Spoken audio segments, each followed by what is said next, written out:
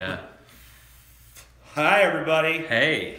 Welcome to low-tech Cinema for Cynics. We're broadcasting from a fucking phone. From our new studio in progress. Yeah. Isn't it black? It's so black. It's the most goth fucking studio of all time. Anyway, I know you guys are probably... Paul reviews movies. Yes. All the time. Great movie reviews. I have talked extensively about the movie It, and I had even a feud with one of the actors. Yeah. Henry Bowers. Don't remember the actor's name, but that's the character he plays. Yeah. And so, because I talk shit about the movie, and he's like, nah, you're wrong, the movie's great, blah, blah, blah, blah, blah. So we just saw the movie, and, before we saw it, I should give you guys a little context. We saw the good reviews pouring in, and I started at least stealing myself, this is good. Maybe this is good. Yeah, maybe I this was is wrong. A good one. Maybe I was fucking wrong. Right. And I start making, what am I going to say if it's good? Mm-hmm. How am I going to react to it? All that shit. Then we found a scene on YouTube of Pennywise doing his thing in the sewer. It was like a fucking bootleg cell phone thing that somebody had leaked onto YouTube and it hadn't gotten flagged down yet. And it's that opening iconic scene with, Pennywise in the sewer getting Georgie. And we were like, well, whatever. It's like we were underwhelmed. Oh yeah. To say the least. Oh dude, immediately I was like, what? Because I didn't read the body of anybody's reviews, but I read, the little taglines or whatever. Yeah. And a lot of them were like, wow, Bill Skarsgård really takes Pennywise to the next level and shit. Yeah.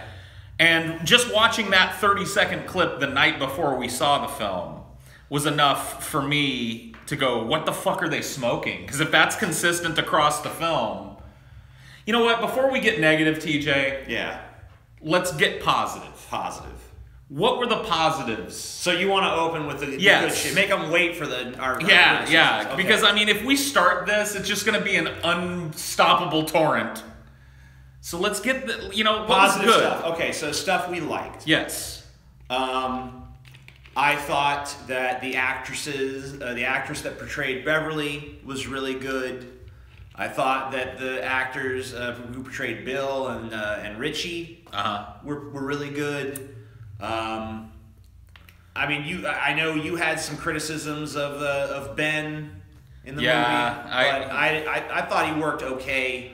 He did a good... I think it was more my problem with it was that Ben was just kind of buried in this movie. A little bit. He got a little bit of a little intro, and he was kind of there around, but he was never a big part of it. Yeah, they really didn't give him many shining moments in the movie. No, not at all. But I thought the actor did a good job. Sure. A lot of people are probably wondering what I thought about the kid who played Henry Bowers. I would say that while he was not the worst actor in the movie, he was among the worst actors in the movie. I would say didn't really sell me easy on his performance. It was like many performances in the film, way over the top. Obviously, it's not over the top compared to Bill Skarsgård's portrayal of Pennywise. Right. We'll get into that. How much of that is down to fucking writing, though? Exactly. We'll get into that in a minute, because we said we were going to do the positive stuff. So let's get through every positive thing. So, the actors, some of the actors are good. Yes. Some of the actors were effective good in their roles, yes. Some of the scenes that were designed to kind of evoke a feel of the Goonies, or a feel of Super 8, or a feel of Stranger Things, which even has one of the same actors. Yeah. Some of those scenes worked. They didn't really hit their mark, but they weren't too far off. It was blatantly obvious that they were trying to hit that 80s kid buddy movie note. And in my opinion, it fell just short of, ever really resonating as that. But it was good enough. Yeah, it was passable. It probably could have worked if the horror scenes worked. But we'll talk about that in a minute. Actually, there is at least a couple of scenes that, horror-wise, that I thought at least had some potential. I thought the scene with Beverly being pulled into her sink by all these nasty strands of hair and shit. And then the subsequent forcing her to fucking take the gush of blood. That was cool. I thought that scene was actually pretty well done. It kind of seemed almost like a scene from Poltergeist. Yeah. It kind of like remember that the scene braces. With braces? Yeah, it was evocative. It was evocative, but it was different enough that I know a lot of people are really skeeved out by sink hair and shit too. Yeah. So if you have that as a phobia, that's probably going to trigger that one. And the actress did a really good job with that scene too. Oh yeah, and it wasn't like her terror at it was credible, and it was one of the things. And then her having to retreat from that as she figures out that her dad can't see it. That's a very tough switch to make. Yeah, although he let her off the hook too easy in this version. Well, yeah, that is true, but we're going with the positives. Sure, here. right, positives. Is there anything else? Another scene that I thought had potential, at least the lead up or the build up to it that we talked about earlier was, and I think it's a trailer scene where there's like all these flashes, or they're watching the fucking little projector thing. Yeah. And Pennywise takes it over. The slides really quick. In the context of the movie, that really didn't, I wasn't impressed by that in the trailer, but in the movie, I thought, okay, this has potential, but then it kind of went to shit. But that's getting into the negative. Is there any more positive? Or can we I can't really think of any. Can we unload a torrent of shit on this now? I think we can unload a torrent of shit on this. Okay, cool. This was horrible. This movie fucking sucks balls. I don't know what people, like, I think... All right, look, if you like the movie, more power to you. Sure. Have fun. I'm not going to shit on you for liking it. If I was like 13 or 14 watching this movie, the review you'd probably be getting from me is like, man, it was awesome. The clown was so fucking... yeah. But as a jaded 32-year-old fucking neckbeard watching this movie, it was cartoonish. Yeah. It was silly. It was ridiculous. It was insulting. I'm willing to admit that I can't really separate myself either from the source material or from the other stab at a movie that was taken from this. And I don't think that's my fault, though. No. They clearly made this movie with people that know about it in mind, because there's all these odd little winks to it. Like, at one point, fucking Pennywise says, beep, beep, Eddie. Richie, sorry. Beep, beep, Richie. But Richie never says beep, beep in this movie, so it's clearly a wink to people who... In the previous versions, it was like, when they wanted Richie to shut up, because he was an asshole, they'd say beep, beep, Richie. That was their rather than telling him to shut up, they did beep, beep. But it doesn't make sense. In this movie, they just tell him to shut up, so when Pennywise says beep, beep, it evokes nothing. It's just basically like a wink to like, hey, look, we read the source material. Right. You know? I mean, they've moved the fucking film up to the 80s. The late 70s, which castrates a lot of the racial themes that were so hugely important to the fucking source material. And takes a lot of the language games away, because there's no reason to say beep beep in the 80s. You just said shut the fuck up. Yep. I mean, we'd already gone there. The book is set in the 50s with the kids. Yeah. And the racial tension plays heavily into the book and is addressed in the made-for-TV movie. Barely anywhere is there any hint of racism in this film. The problem with that is that when you take that away, Mike almost doesn't even have a reason to be there other than just as an insulting token black character. Right. He's black! Yeah, which I usually don't care about, but in this case he was just kind of a token black kid that tagged along that had to shoot sheep in the head. What a weird backstory to ascribe to Mike. Yeah. Is he responsible for bolting the sheep in the book? Not that I recall. Yeah, I don't think so either. I read it somewhat recently. That isn't fucking in there. But another problem with removing the racism element almost completely, it removes the impetus for fucking Pennywise to be there at all. The whole point of Pennywise living in Derry is that all of the filth and crud of human backstabbing bullshit accumulated, and Pennywise saw this place and was like, oh yeah, so here's a place that's my kind of... Yeah, there's this one scene in the movie where they say, oh, well, Derry's so fucked up because Pennywise is here. It's like, no! It's like, wrong, it's the other way around. Derry's fucked up because all the people in Derry are fucked up. Self-serving, scumbaggy, backstabbing assholes.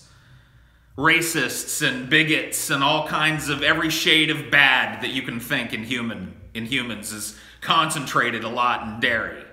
And that's why Pennywise is there. He's treated as like, oh, he's just this thing that's here. There's this whole shit about like the settling of Derry where like the 19 charter members signed and then disappeared the next day. So it's just like, the town even because of Pennywise? Pennywise is already there when it's a fucking wilderness. The clown is chilling there. I mean, I know he's not a clown, but you get my drift. It's just like, that's not the point of it. And that, it was, when we came out, both of us kind of said to each other, that was exactly what I expected from the trailers. Yeah, this movie was like, one of my criticisms was it was just going to be non-stop, boogly woogly, spooky clown, he's coming to get you. Ooh, the spooky clown, ooh, he's coming. And it was exactly that. It was like, so many motion pictures now, it's just like a thrill ride. And it's just like, you're just going from set piece to set piece, and it's like, okay, then they're gonna laugh, and things are gonna chill for a minute, and then some crazy set piece happens, and then they laugh and they chill, and another crazy set piece happens. Remember that scene in the Basketball Diaries where they all stripped down to their undies and jumped off the cliff into the river? Let's just do that, but in Derry. Yeah. Out of nowhere. I don't know. A lot of this, okay, so we haven't even touched Pennywise yet, but I think we're starting to get to the meat. I mean, like, look, if you're I said to you, and I feel like I wasn't completely right on this, but it was kind of close, that I feel like maybe a lot of the scenes that don't have Pennywise will be okay. Yeah. But then I think the Pennywise scenes are going to be awful.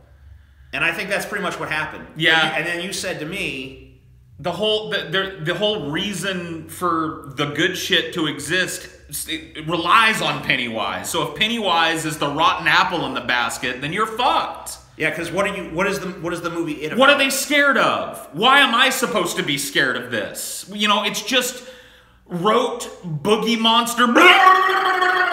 That's what Pennywise is now, guys. He comes running at you going, just like in the trailers. That's really what he does over and over and over in the movie. Sometimes dressed as different things, but that's what his interaction with the characters can be boiled down to most times.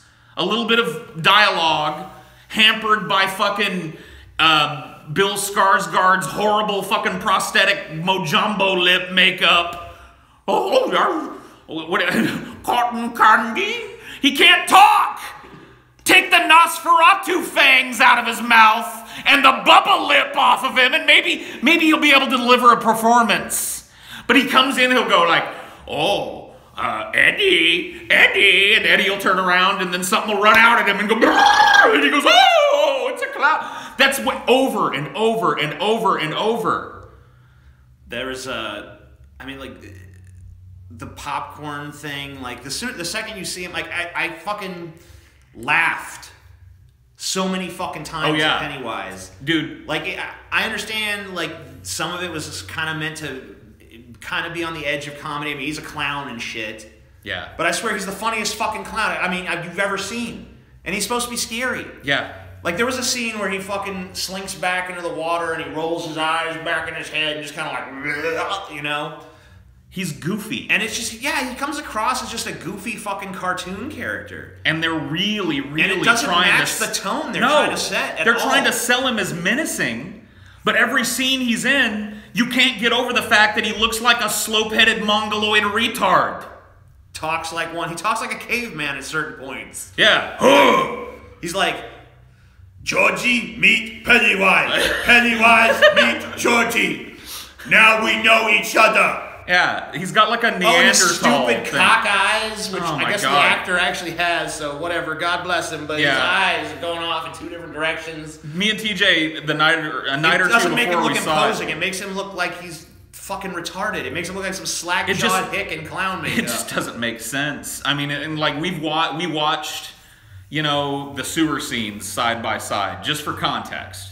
Yeah. And it's just night and day. I want to make it clear, too, that I don't think the TV movie It from the 90s is some kind of fucking masterpiece. No, but the reason that people still watch it and still like it is because of the portrayal of Pennywise. It's the inverse, really. Yeah. It's the inverse of this film.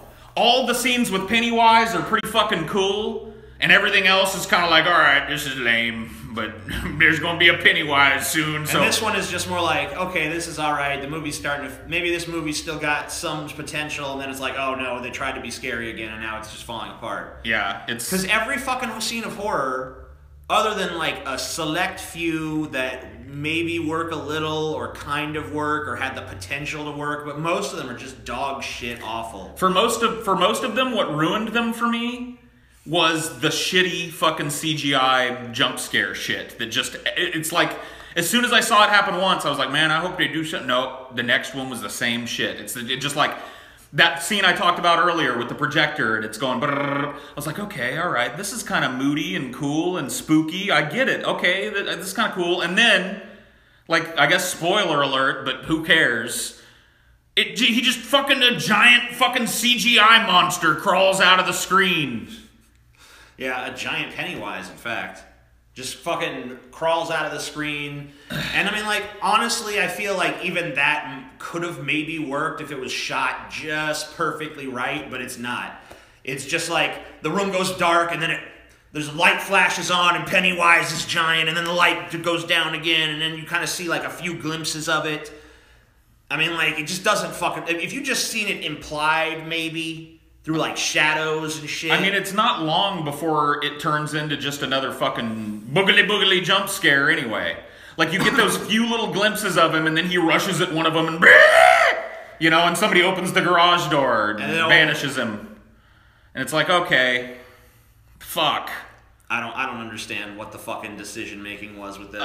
They were very, very liberal with the source material in terms of just like moving shit around and like omitting entire fucking subplots and changing character relationships and. I mean, there's no way to adapt this whole fucking thing into one movie. So then why make it? I mean, it's just. I mean, I think it could have been done well. I mean, I think if you fucking put. I mean, like, you could probably take that same fucking movie for the most part and just do more credible fucking scary shit and probably at least come out with a decent fucking horror movie. I mean, it's not going to be a true adaptation in my eyes because there's just too much kind of left out or just glossed over or just barely touched upon. To really do a good version of fucking this book, you probably have to have like an HBO fucking series or something. That's what I've always envisioned for it. Because you need it. You really need like hours and hours and hours to do the fucking story justice. I mean, they did an okay job, I think, at deciding what to cut and what to change, and I kind of understood the reasons behind it, but it led to certain characters just being fucking buried in the script, though. Mike was buried. Mike was buried. The fat mostly kid because, was as buried. we mentioned, they took the racism element out. Right. So why is Mike there? Mike didn't fucking have anything to do with it. If they were gonna fucking take that out and still keep Mike, then they had to at least come up with some other angle for him. But they didn't. They just gave him a lame backstory about he's too skittish to kill the fucking sheep in the slaughterhouse where his granddad works. Oh, now he's not anymore. That's his fucking character arc. Big fucking deal. Henry Bowers is just the same level of generic fucking villain he was in the first movie. Now he's got some extra. That great fucking scene in the book where Henry Bowers carves his name into the fat kid's gut. Yeah. You know, like, I was kind of excited to see that was in the movie. But the way they treated it, it was just like, okay, all right, it's just lame. I'm evil! You know what I mean? There's no impetus for Harry Bowers at any point. Him and his crew of kids would probably have been dorks in high school back then, from my perspective.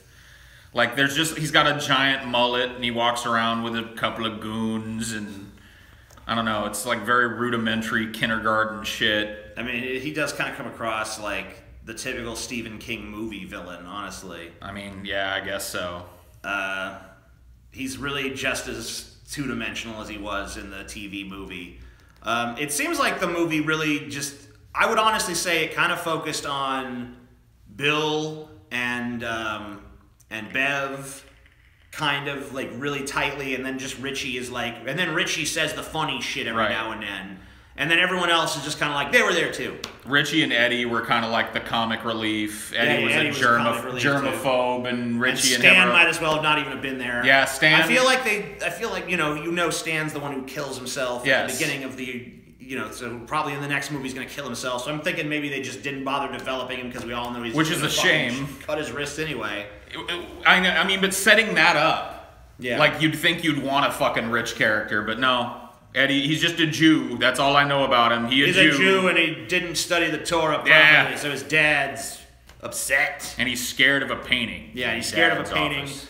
By the way, the painting comes to life. Does it look cool? No. It looks like jack fucking shit garbage. They didn't establish it properly. Like they just showed him like straightening it, and I'm like, okay, he's kind of spooked by that painting. And then a big problem with that scene is like it was so well lit and it was so out in the open. Just like that leper they used to scare Eddie with. So fucking lame. I mean, like they just look like cartoon bullshit. Yeah, it was horrible. Maybe they were trying to do it in the mind of a child. Maybe, but it really didn't. They didn't pull it off. It didn't match the tone. Yeah, because like it feels like when you look at the tone of most of the movie, it feels like it wants to be taken very seriously and it's very heavy. And even though there's comedy relief in it, it's a very like somber, heavy tone that deals with a lot of fucking issues and shit like sexual molestation and fucking codependence and all this weird abusive shit. So it just has this really heavy fucking tone to it where you almost feel like the real story is just these kids growing up in this fucked up town, and then this clown they threw in just kind of takes that actual feeling of dread and horror and turns it into a fucking Saturday morning cartoon. Yeah, he's just where you feel like this Scoob and the gang are gonna unmask Old Man McGregor the whole time. It's Eddie's mom. Yeah. I was just trying to keep an eye on Eddie, make sure he had his inhaler and his medications. Yeah, it really is. It doesn't make any sense. Like if they were gonna film this as a comedic film, then they should have done it. Yeah, I mean, look, I think this movie suffers from the same thing that Pennywise suffers from, which is like totally inconsistent. Just as Bill Skarsgård's performance is just like inconsistent in how he plays the character, the whole movie is inconsistent about its tone. It's not as bad as like Tammy and the T-Rex where there's like 50 different tones going on, but there's two distinctive tones happening and they just don't fucking mesh. No. Because one is really serious and one is very cartoony. I've said the word cartoonish or cartoony so many times during this review because that's just how it feels. Yeah. The characters have, the CG had no depth to it. It just comes across looking really fucking fake, really fucking flat, really fucking not like some, like, this stuff, these effects, if they wanted them to be scary, it had to look like something you could just reach in there and fucking touch. And it doesn't look like that. And it looks like a fucking CG animated shit you're fucking seen a million times. Yeah, it would have been served with practical effects, but I say that for a lot of movies. That's just not going to happen anymore. But the CG in this was particularly standout bad in my opinion. But I think it had a lot to do with the fact that a lot of the CG involved Pennywise, which was such a terrible fucking character design that like anytime you CG something, you're going to take a quality hit, at least with current technology. Yeah. Lower quality Pennywise is not great to look at. So when that's what you've got to work with for 80% of the CG in the film is the horrible character design that is the new Pennywise, you're not going to get a whole lot that's fun to look at. Can we talk about what exactly Bill Skarsgård was going for with this performance? Yeah, I said earlier that I thought he was probably like just trying to be the anti-Tim Curry. Yeah, like he'd seen the original. He knew he was going to get compared to Tim Curry, so he just tried to play it opposite Tim Curry in every way he possibly could, even when it would have made more sense to just emulate fucking Tim Curry. For any day of the week. I mean, I'm not saying he should have just tried to clone Tim Curry's performance, because that obviously would have been a recipe for failure as well. Yeah, well, yeah. I don't know that he would have been capable of it. No, but I mean, the fact that he just tried to go the opposite way with everything, like even down to trying to deliver the lines differently, to just deliver them in a way that doesn't sound at all natural and is totally awkward. Like when he says when he identifies himself as Pennywise the dancing clown, it sounds like a fucking question almost. The dancing Pennywise the dancing clown. And there's this weird little jingle when he does it. Dancing clown. I'm the new Pennywise. Ooh. I mean, sounds like fucking Tiny Tim. The reason that he's going to draw comparisons to Tim Curry, outside of the fact that nobody's Tim Curry, is that Tim Curry's Pennywise was charming. Because the book and the story is set in the 50s, before everybody was horrified by clowns. He had to be a clown that a kid would run up to and want to talk to. Yeah, the whole point of Pennywise is he's a clown so that children will trust him and come running up to him and stuff. And then when he's got him, when he's lured him in with the clown thing, that's when he springs the spooky shit on him, and that's when he fucking eats him. Yes. So when he looks like somebody's fucking retarded brother that their family's kept in the basement out of shame escaped into the sewers, nobody's gonna fuck... No one's like, oh shit. I'm sorry, I was a kid in the 80s, and if I saw a fucking Pennywise clown down in the sewer, I'm going the other way. I mean, I apply that criticism. I mean, like, a clown in the sewer in general, I'd find it very difficult to believe any kid is sticking around Tim Curry or Bill Skarsgård. But in order to engage our willing suspension of disbelief, it's gotta be a charming fucking clown. Yeah, at least Tim Curry, you can kind of see, like, oh, he's a nice clown. Oh, no, he's not. He's an evil clown. Right. With fucking, when you look at Bill Skarsgård's fucking... makeup, the way he looks, the way he acts, the way he talks. The first time we see him, he's drooling. Is like, I'm spooky. Don't trust me. Cotton candy and rides. It's just, yeah, that's the only thing I can think. He was just like, I want this to be my own, you know, I want to take this role and I just want to turn it into my own Bill Skarsgård. By the way, we saw Bill Skarsgård. He's a void. Yeah, we saw him on Jimmy Kimmel, was it? It was one of those late night shows. Some late night show we saw him on. Wow, talk about a fucking void. I don't know how he scored this. Nepotism. Pure nepotism. Yeah, his family. Stellan Skarsgård's his daddy. Yep. And Stellan Skarsgård can actually act, so they figured, obviously the acting talent passed down the lineage, and it didn't. At least not as far as I could see. What a fucking plum key role to throw away on nepotism, because it was awful. I didn't like a single thing about his portrayal of Pennywise. Not a single fucking thing. He was awful. Like, this movie probably could have at least been passable, if not for his terrible performance. Yeah. It wouldn't have been good, but it probably would just be mediocre. But because he was so fucking bad and he was so central to what the story needed to be, it just fucking totally falls apart. It's a totally uneven film. There might be a few scenes worth watching, but for the most part, I would say don't watch it. Yep. I would say don't watch it as well. Whether you're a fan of the source material or not, I want to fucking emphasize that. It's not a good movie on its own.